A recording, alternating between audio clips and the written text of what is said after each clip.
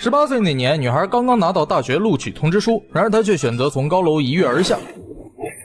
可奇怪的是，几年后，许志不仅在北京完成了学业，还在老家顺利结婚生子。直到这天，警方在家中发现了他的尸体，许志被利器所杀。可经过指纹对比，发现凶器上只有许志的指纹，莫非许志是自杀？东莞局的探员们很快调取了电梯监控，他们发现案发时并没有其他人闯入，只有许志一人。但奇怪的是，许志好像并不清楚自己家住在几楼，案件一时间陷入了僵局。直到这天，许志的化验报告出来了，探员们这才恍然大悟，原来许志是一个蚯蚓精。蚯蚓只要把自己分成2半，再埋进土里，就可以再生出2个一模一样的自己。18岁那年，许志并没有自杀，而是在分身。案情终于有了眉目，探长立马带人来到北京调查。经过调查，许志在北京的分身已经改名，叫做胡笑。胡笑十分热爱音乐，但为了追求他的音乐梦，只能蜗居在一个地下室，日子过得也十分拮据。他的生活可比许志的差远了。探长认为胡笑